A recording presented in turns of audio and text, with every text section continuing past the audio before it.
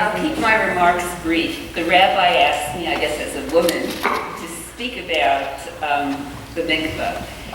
And I did want to talk about it. A mikvah is like a gathering, and it's a gathering of water. And Midrashic sources say that water represents going from the physical, what's physical, to a state of spiritual renewal.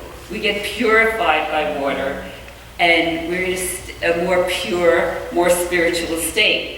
And therefore, a woman goes to the mikvah with the sense that what she's doing is having a sense of a spiritual feeling to her marriage and a sense of renewal.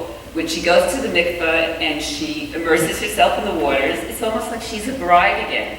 That's what the bride does before the wedding.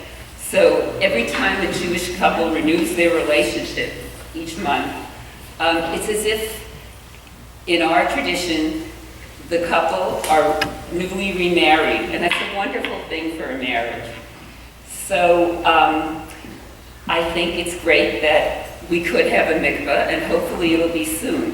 What I also want to say is I want to thank Rabbi Schneier for 26 years ago starting this community.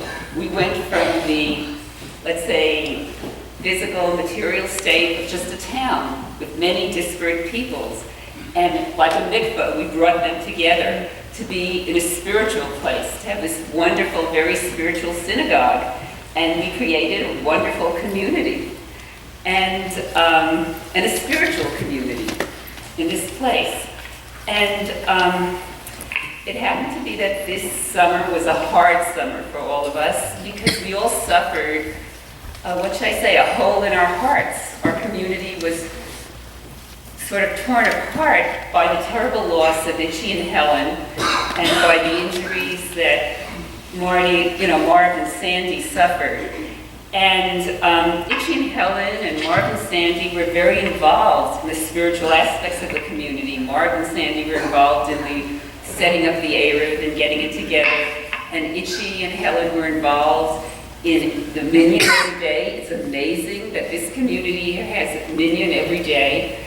And we should always keep them in our memory. And in, the fact that they were so involved in the community, they're still a part of our community in our hearts and our minds. And that's what I want to say to us.